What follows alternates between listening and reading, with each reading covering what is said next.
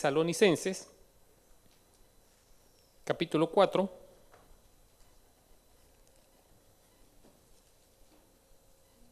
versos del 13 en adelante.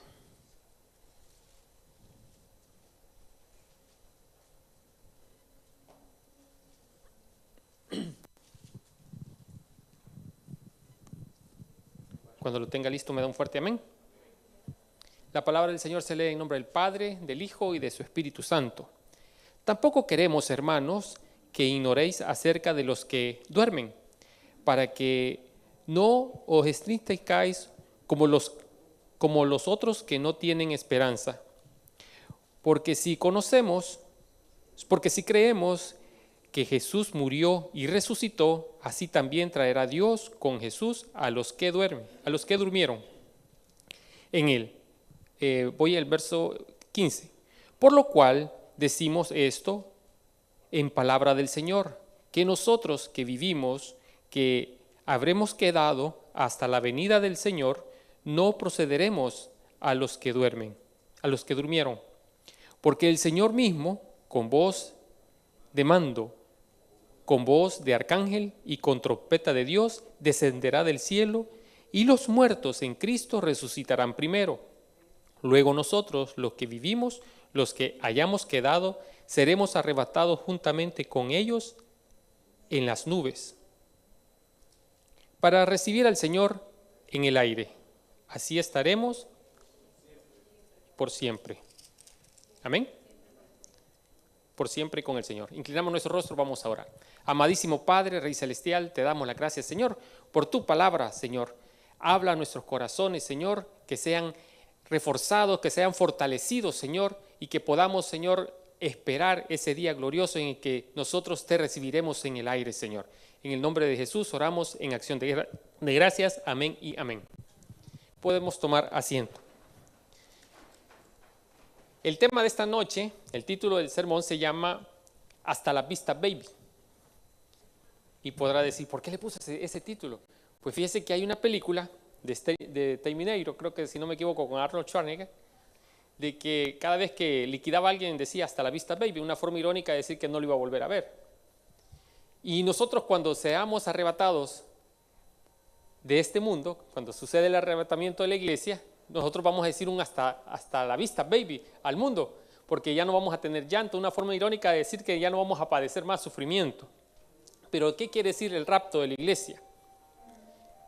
El rapto de la iglesia es un evento que se da con nuestro Señor Jesucristo, el cual viene a traer su iglesia y la lleva de la tierra hacia el cielo. En eso consiste el rapto de la iglesia. Y el propósito de este mensaje es que podamos aprender como cristianos, debemos guardar la esperanza de una vida futura junto a nuestro Señor Jesucristo. Y que pronto Él vendrá por su iglesia y reinaremos con Él por la eternidad. Amén. Ese es el propósito, que podamos entender. La lectura que hemos leído esta noche habla de el apóstol Pablo escribiéndole a una iglesia en Tesalónica. Previo a esto, el apóstol Pablo se encontraba en Corinto y fue la primera carta que el apóstol Pablo escribió a una iglesia, la primera carta a Tesalónica o Tesalonicenses. Previo a esto, Pablo había enviado a su discípulo Timoteo a hacer una evaluación, a hacer una supervisión en cuanto a la doctrina y al comportamiento de esta iglesia. Regresa, ahí por el año 51 se dio esto, después de Cristo, regresa Timoteo y da un reporte satisfactorio para Pablo de cómo la iglesia se estaba comportando. Pero habían pensamientos que estaban influenciando a la iglesia en cuanto a la resurrección de los muertos, en cuanto a la sexualidad, una vida santa y la sexualidad. Y hay esos temas que el apóstol Pablo juntamente con ¿cómo se llama este señor? Timoteo y Silvano escriben esta carta a Tesalónica. Y en eso mencionan esos puntos claves para una recomendación. Y dentro de eso mismo toca la segunda venida de nuestro Señor Jesucristo y el rapto de la iglesia. La ciudad de Tesalónica estaba ubicada en un punto estratégico, tenía un puerto marítimo que era en el mar de Ageo y era la primera ciudad de importancia de Macedonia. Y en el tiempo de Pablo, pues eso era de suma importancia por el comercio que se daba ahí. Pero también, dada esa importancia y esa influencia de los barcos y las transacciones de los barcos marítimos, había mucho turismo también y llegaban muchos extranjeros. Y esto era propicio también para las depravaciones sexuales, lo cual estaban influenciando a la iglesia. Cualquier parecido a nuestra actualidad es pura coincidencia. Así que, amados, el apóstol Pablo decide escribir esta carta. Esta carta tiene 5 capítulos, 89 versículos y 1857 palabras. Cuando el apóstol, el discípulo Timoteo rinde el informe, pues lógicamente después de haber fundado una iglesia y ver de que todo va marchando bien, el apóstol se sentía satisfecho, el apóstol Pablo. Creo que es la misma satisfacción que podía experimentar el pastor en su ausencia y ver de que todo ha marchado bien durante estos 5 días que parecieron 5 meses, porque sí lo extrañamos. Entonces, pero qué satisfacción para un líder, para un pastor, saber de que su iglesia, aún a pesar de que él no está físicamente, puede mantenerse sometido no al liderazgo de un pastor, sino que sometido a la palabra de Dios, en la unidad de nuestro Señor Jesucristo. Y eso es lo que estaba viviendo la iglesia. En esta carta abordan 5 puntos principales. El sufrimiento como parte de la vida de todo cristiano. Creo que todos los que estamos aquí hemos pasado el sufrimiento. La santidad con respecto a la sexualidad, no un libertinaje, sometido bajo el diseño divino de Dios, que es el matrimonio. Ahí es permitido el sexo. El trabajo no para vivir de la generosidad. Fíjese de que se daba también que habían algunos que estaban viviendo de la generosidad de la iglesia o de los creyentes. Entonces no estaban trabajando, se habían vuelto haraganes. Y Pablo los exhorta a trabajar dignamente para no vivir de la generosidad de los creyentes. Luego, la resurrección de los muertos, que más adelante vamos a abordar este tema, y que es el meollo del mensaje, y la segunda venida de Cristo. Existen 2 tipos de resurrecciones. Cuando tocamos el tema de la resurrección, existen 2 tipos de resurrecciones. Primero, la resurrección de los creyentes, que es para galardonear o para premiarlos. Esta es la iglesia. Y la segunda resurrección es la de los no creyentes o la de los infieles o incrédulos. Esta es para condenación, porque no abrieron su corazón al señorío de Cristo. Luego, esta carta revela 5 temas generales que me gustaría abordarlos antes de entrar en materia. El primer tema es un tema apologético. Tiene una correlación histórica del libro de Hechos y la primera carta de Tesalónica. Segundo, tiene un tema escatológico. Y como preguntaba el pastor al inicio, la escatología es el estudio de los eventos por venir, aquellas cosas que todavía están predichas en la palabra del Señor, están profetizadas en la palabra del Señor y que aún no han tenido cumplimiento. Entonces hay un tema escatológico con relación al reflejo que una iglesia sana debe tener y que está en crecimiento. El tercer tema es un tema pastoral, el ejemplo de las actividades y la actitud y el trabajo de un pastor. El cuarto tema que aborda es el eclesiástico, el trabajo del pastor, y el quinto tema es el misionero, haciendo énfasis a la evangelización y al establecimiento de una iglesia. Existen varias posturas en cuanto al rapto de la iglesia.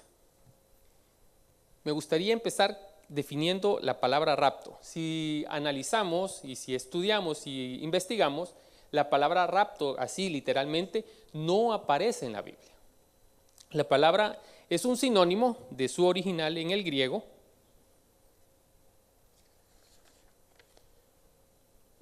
en el hebreo, en el latín, de rapío.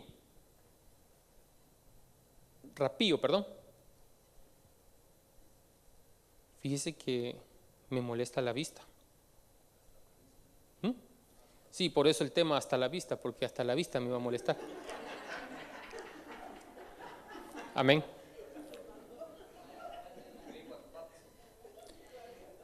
Sí, pero tengo lo que es el latín, arpillo. O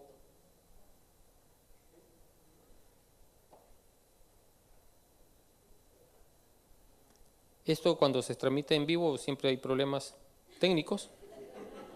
Para los que nos están sintonizando.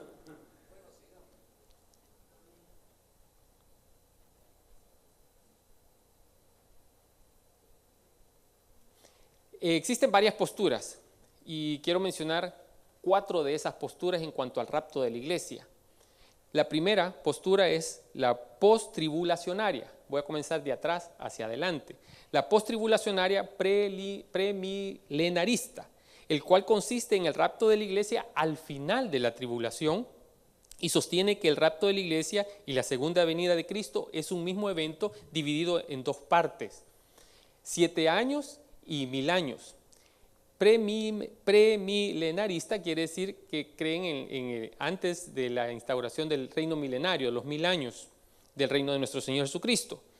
Y ellos sostienen de que esta teoría o esta postura sostiene de que la iglesia va a ser arrebatada al final de la tribulación o gran tribulación, de estos 7 años. La segunda es la mesotribulacionaria o preliminaria. El rapto de la iglesia se da a la mitad, o sea, a los 3 años y medio, a los 42 meses o a los 1360 días o 3 años y medio. Es a la mitad. Por eso mesotribulacionista, es que estas palabras no tienden a confundirlo. Bueno, la tercera posición o la tercera postura es el rapto parcial premilenarista. Esta sostiene que algunos de los creyentes van a ser raptados. Los que no estén preparados van a tener que, su fe va a tener que ser probada y van a tener que pagar a través del martirio. Y la última, son varias, pero yo he tomado 4. La última es la pretribulacionista o premilenarista. Y esta es la que nosotros los bautistas creemos. Y sostenemos que es una interpretación literal de la Escritura. Todo creyente es arrebatado antes de la tribulación. La iglesia, la cual está compuesta por judíos convertidos y gentiles creyentes. Esa es la iglesia. Y esta va a ser tomada o arrebatada, como lo leímos, antes de que se dé los 7 años de tribulación. ¿Qué va a pasar en esos 7 años para la iglesia? La iglesia va a estar en un evento que también la Biblia menciona que se llama la boda del Cordero. Y esto es un simbolismo de que la iglesia es la novia de Jesucristo y en estos 7 años se va a dar esa boda y vamos a estar en una fiesta. Y también va a dar un proceso que se llama el Bimá de Cristo, que es la premiación a la iglesia, todos los que las coronas que se ganaron, los que evangelizamos, los que predicamos, aquellos que compartimos ese plan de salvación, hay coronas ganadas y este es el momento en que todos, usted y yo, vamos a estar en ese Bimá de Cristo para ser premiados por el mismo Señor. El apóstol Pablo nos revela, por gracia, el procedimiento en que se da este evento del rapto de la iglesia. Primero, si me acompaña al versículo inicial, versículo 13. Tampoco queremos, hermanos, que ignoréis acerca de los que durmieron o duermen, para que no os entristezcáis como los que no tienen esperanza. Aquí el apóstol está exhortando a guardar una esperanza, a mantener esa esperanza en que un día los que murieron, como los que no tienen esperanza, mucha gente se entristece cuando un ser querido muere o parte, y el problema es de que la separación física de ese amigo, de ese familiar, de ese ser querido, pues en la carne lo sentimos, pero nos debe llenar la esperanza que un día estaremos en la presencia del Señor cuando este evento se dé. Y aquí Pablo los está exhortando y está diciendo, mire, no queremos que se entristezcan ustedes como los que no tienen esperanza, porque nosotros como creyentes, el Señor nos ha dado una promesa y dice que Él va a regresar por nosotros y les está animando a alegrarse, a tener a fomentar esa esperanza, a alimentar esa esperanza de que un día vamos a estar juntamente con el Señor en el cielo. Siguiente versículo. Porque si creemos que Jesús murió y resucitó, así también traerá a Dios con Jesús a los que durmieron con Él, a los que durmieron en Él. Dormir es morirse, pero aquí lo estaba utilizando este término porque un día vamos a volver a la vida, si es que estamos muertos, y los que estemos vivos pues vamos a ser transformados. Más adelante vamos a hablar de ello. Entonces, Jesús va a regresar con los que durmieron, pero eso no quiere decir, y más adelante aclara, que precederemos a los que durmieron en Cristo, el cual decimos esto en palabra del Señor, que nosotros que vivimos, que habremos quedado hasta la venida del Señor, no precederemos, o sea, no iremos antes que los que durmieron. Simple y sencillamente, hay un orden, sucede simultáneamente. Es difícil entender este evento porque nosotros como humanos estamos acostumbrados a algo que llamamos tiempo y espacio. Entonces, todo lo limitamos a la parte del espacio y el tiempo. Y en el Señor hay un eterno presente. Entonces, todos los eventos aquí descritos en el tiempo del Señor, por poner un término, son en el mismo momento, sucede simultáneamente, son eventos simultáneos. En el mismo momento que están resucitando, estamos nosotros en el aire siendo transformados para recibir al Señor. Algo simultáneo, no hay que esperar que algo termine para que suceda el siguiente evento. Y en la misma palabra nos enseña que es en un abrir y cerrar de ojo. Fracción de instante, fracción de segundo. Verso 16, perdón. Porque el Señor mismo, con voz de mando, con voz de arcángel y con trompeta de Dios. Esto nos está diciendo que así como cuando Dios creó en el Génesis, dijo hágase y todo se hizo. Con esa misma potestad, con ese mismo poder, el Señor va a decir con voz de ángel que los que estén muertos resuciten y los que estemos vivos seremos transformados. Y esa era la visión que el apóstol Pablo tenía, porque él esperaba que era un evento que en su tiempo se iba a dar, que él iba a ver eso y que iba a estar vivo. ¿Sí? ¿Comprendemos esa parte? Entonces él vivía eso, lo creía así. Y nosotros como iglesia debemos de creerlo también. Si el evento no se da cuando estemos vivos, sabemos que vamos a dormir, con la esperanza de que Jesús va a venir por nosotros. Y que nosotros en el proceso que el mismo apóstol está relatando, en ese mismo proceso, los que estemos muertos, si es que estamos muertos, vamos a resucitar primero, y luego los que estemos vivos, si es que nosotros estamos vivos, vamos a ser transformados en un abrir y cerrar de ojos. Luego dice, en el verso, siempre en el 16, descenderá de los cielos y los muertos en Cristo, y este es lo revelado al apóstol Pablo, esta es la revelación, el proceso que se va a dar para el rapto de la iglesia. Los muertos en Cristo resucitarán primero. En una parte de la Biblia habla de que Jesucristo es la primicia. O sea, quiere decir que Él fue el primero que experimentó la resurrección como hombre. Resucitó y él es la primicia, y luego cuando se dé este evento del rapto de la iglesia, los que estén muertos o los que duerman van a resucitar primero, van a ser la continuación de esa resurrección. Luego los que estemos vivos, y es lo que sigue, seremos transformados. Con trompeta de Dios descenderá del cielo y los muertos en Cristo resucitarán primero.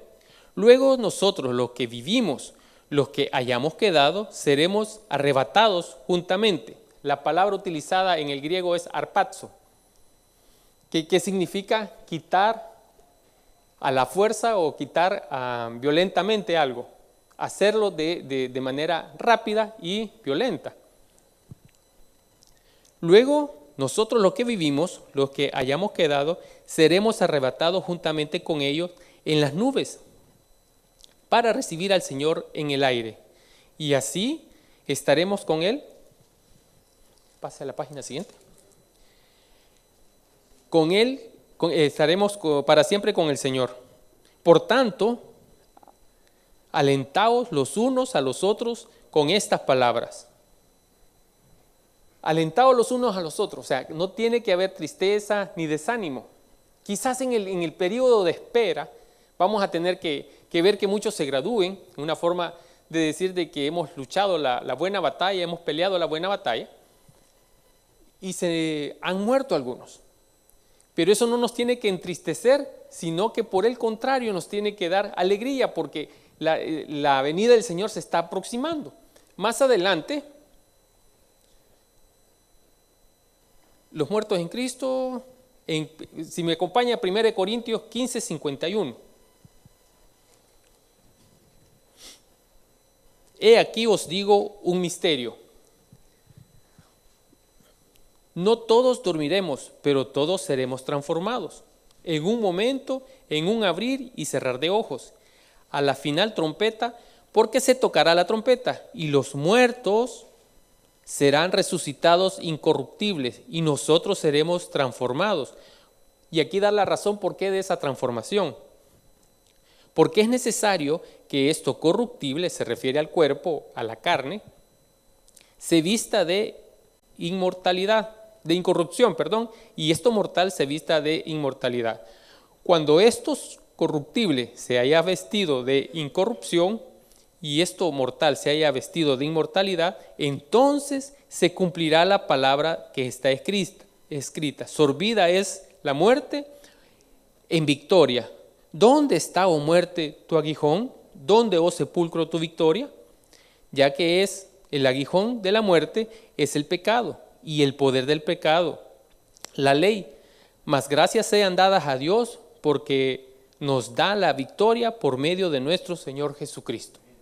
Este proceso es descrito aquí en la primera de Corintios más detalladamente, lo que relata en primera de Tesalonicenses. La esperanza de todo creyente debe ser esa, que un día el Señor nos arrebatará, nos transformará, resucitará a los que hayan muerto en Cristo, aquellos que han confiado en el Señor esperando la venida de Él y murieron con esa esperanza. Asimismo, los tiempos que se levantarán los muertos en Cristo, los creyentes vivos serán transformados. Si me acompaña a Apocalipsis 3:10, seremos apartados de todo sufrimiento. Apocalipsis 3:10.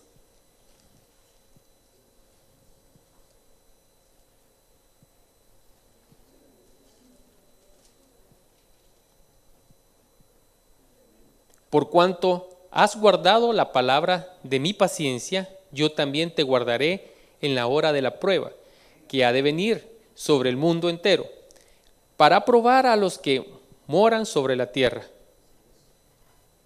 No va a haber más dolor. Y eso es lo que nos está diciendo en esta: no tendremos persecución y no habrá más opresión. De todo el dominio del pecado y de la muerte seremos librados, como lo leímos en 1 Corintios 15. ¿Sí lo leímos? ¿Sí? Amén. 15:51. Esta es a grandes rasgos lo que el apóstol Pablo nos está diciendo, de que va a darse a través del proceso del arrebatamiento de la iglesia. Es algo que quizás en nuestra mente no lo podemos concebir, pero nosotros debemos alimentar y anhelar que eso se dé.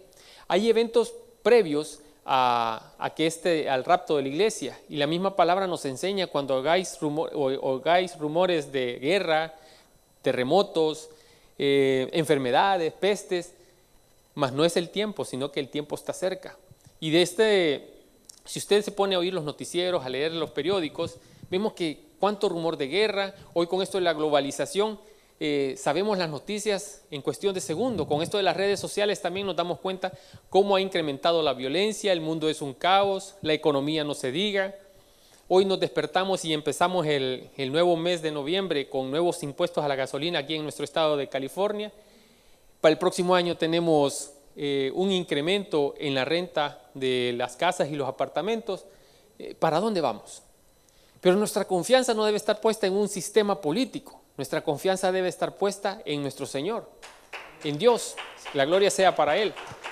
Pero como humanos, quizás en la carne nosotros siempre vamos a dudar, vamos quizás a tambalear en el ánimo, nos vamos a desanimar muchas veces ante esta cruel realidad. Cuando oímos las intenciones del presidente de Norcorea en en una guerra nuclear y el objetivo principal es los Estados Unidos, pues también nuestra naturaleza humana aflora y nos preocupamos. Pero lejos de preocuparnos, deberíamos orarle al Señor, agradecerle al Señor, porque el tiempo de la tribulación, cuando esto encrudezca, cuando esto se arrecie, como decía mi abuelito, cuando esto se arrecie, la iglesia ya no va a estar. Nosotros ya no vamos a estar. Pobrecito de aquellos, y es donde nosotros debemos de reflejar ese amor cristiano, para que aquellos que no conocen del Señor, y Pablo lo decía a la primera carta de Tesalónica, que hacer énfasis en el Evangelio, hacer énfasis en la expansión del Evangelio, porque el Evangelio no es otra cosa más que compartir aquello que hemos recibido de gracia y debemos dar por gracia. Esa salvación, esa confianza, esa esperanza que nosotros tenemos en que un día el Señor va a venir por su iglesia y lo que estamos sufriendo aquí en este mundo, en esta tierra, va a pasar. Y que ya ni recuerdo, tanto va a ser el gozo de ver de que nuestro Señor viene a traernos en las nubes, nos va a llamar con ese sonido de trompeta, con esa voz de poder, con ese mando, nos va a decir, vengan a mí. Y vamos a ser transformados y vamos a gozarnos con Él. Pero mientras esperamos, la realidad que estamos viviendo no nos tiene que agobiar. Es fácil decirlo y yo sé que es otra cosa vivirlo. Pero nuestra confianza y nuestra esperanza la debemos de alimentar todos los días. Pero ¿cómo la vamos a alimentar si nosotros le estamos ofreciendo fuego extraño al Señor? Si a la hora que debemos de estar poniendo atención a su palabra, poniendo atención a la meditación, poniendo atención al pastor, poniendo atención al líder, al mensaje que nos trae, a la misma palabra de Dios, estamos pendientes de las redes sociales. Estamos pendientes de los resultados deportivos. Cuando el Señor realmente lo que quiere es que nosotros alimentemos esa esperanza, alimentemos esa confianza y nos fortalezcamos. Dice, animaos unos a otros. Pero ¿cómo voy a animar yo a otro si lo que yo estoy haciendo es estar pendiente no de la palabra o lo que la palabra me está exhortando, sino de las redes sociales? Entonces es lógico que en el momento que oímos noticias, que vemos de que hay abuso de menores, hay abuso sexual de menores, que alguien agarra un vehículo y se mete y camina y atropella a un montón de gente en una zona peatonal, claro, nos afligimos y nos asustamos. ¿Pero por qué? Porque realmente no estamos nosotros poniendo nuestra confianza y nuestra esperanza en el Señor. No nos estamos alentando los unos con los otros. Y de ahí que nosotros tambaleemos en nuestra fe, tambaleemos y nuestra esperanza vaya enflaqueciendo porque no la estamos alimentando. ¿Qué le estamos ofreciendo al Señor? ¿Con qué ofrenda le estamos viniendo al Señor? ¿Le estamos ofrendando lo mejor? ¿Le estamos dando nuestro mejor tiempo? No la cantidad, sino la calidad de tiempo en tener intimidad con Él. ¿Estamos realmente alimentando esta esperanza? ¿O solo lo repetimos de una forma religiosa de que el Señor va a venir por su iglesia y nosotros nos vamos a ir con Él? Si realmente lo estamos viviendo, estamos confiando en ello, estamos esperando que el Señor un día venga y nos llame para que esto corruptible se vista de incorruptibilidad. ¿Estamos compartiendo esa esperanza que tenemos con aquellos seres que amamos? Un día que me visitó mi hija hace como un par de semanas, hace como un mes, le hacía una pregunta. Ella tiene un novio y aunque duela, ¿verdad, pastor? Aunque duela, uno tiene que aceptar pues que uno ya creció, uno ya vivió, y pues ellos vienen creciendo también, pero hay un proceso y hay un método del 1, 2, 3 de Dios. Pero ella tiene un novio y yo le preguntaba, ¿qué tanto lo amas? No me vas a decir que lo amas cuando realmente no te has preocupado si Él va a estar contigo, porque mi hija es cristiana, por la gracia del Señor, si Él va a estar contigo en la eternidad, porque ahí es donde debemos demostrar nuestro amor. Si realmente las personas que amamos tienen a nuestro Señor Jesucristo en su corazón. Porque el día de mañana, cuando nosotros vayamos a la presencia del Señor o Él venga por nosotros, nos estaremos gozando nosotros en la presencia de Él y juntamente con Él. Pero aquellas personas que nosotros juramos y gritábamos que amábamos, no les dimos la oportunidad de conocer del Señor. No les dimos la oportunidad de que conocieran de que había una eternidad donde no iba a haber más muerte, ni dolor, ni sufrimiento. En cambio, los estamos mandando por ese egoísmo, si lo podemos poner, encerrar en una palabra sería egoísmo, de que aquello que un día nosotros recibimos por misericordia del Señor, no lo estamos compartiendo con nadie, ni mucho menos con nuestra familia. Y de ahí el dolor que Pablo muestra en sus cartas diciendo, bueno, hay que expandir el evangelio, porque el tiempo y el periodo que estamos en el tiempo de gracia, el cual es la oportunidad que Dios nos da para que todos aquellos que no conocen de Jesucristo puedan venir al arrepentimiento y puedan garantizar que ellos van a ser arrebatados. Para ello tienen que abrir su corazón y reconocer a Jesucristo como su único y suficiente Salvador personal, para que su nombre pueda ser inscrito en el libro de la vida del Cordero. Cuando los eventos sucedan y todos estos eventos escatológicos, eventos por venir, se den tal y como lo dice su palabra, va a llegar un momento en que nos vamos a buscar, y aquellos que no hayan abierto su corazón al señorío de Cristo y reconocido como su suficiente Salvador personal, no van a estar inscritos en ese libro y van a tener que ir a la condenación eterna. Y sin ser amareísta, eso se llama infierno.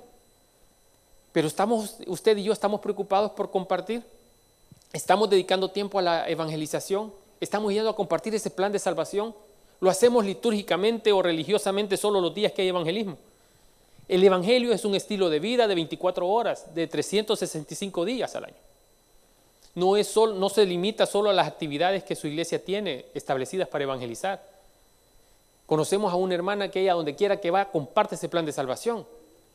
Viene en el autobús, viene compartiendo ese plan de salvación, y al llegar aquí al templo, los días domingos, los días que venía, digo venía porque ahora, su enfermedad ahora le impide congregarse todos los días, venía y le daba el reporte al pastor de cuántas almas se había ganado. Otra hermana, cuando va a pasar consulta y va a los hospitales, comparte el plan de salvación mientras ella está esperando ser atendida en el hospital. Ese es un estilo de vida que usted y yo debemos de imitar para poder compartir aquello que de gracia recibimos y poder agilizar la pronta venida de nuestro Señor Jesucristo en las nubes. Inclinemos nuestro rostro, vamos a orar. Amadísimo Padre, te damos las gracias, Señor, porque a través de tu palabra, Padre Celestial, podemos entender esa preocupación que el apóstol Pablo tenía por la conservación de la sana doctrina, Señor, para no permitir ser influenciado por pensamientos, Señor, ateístas, por pensamientos, Señor, humanistas, o pensamientos, Señor,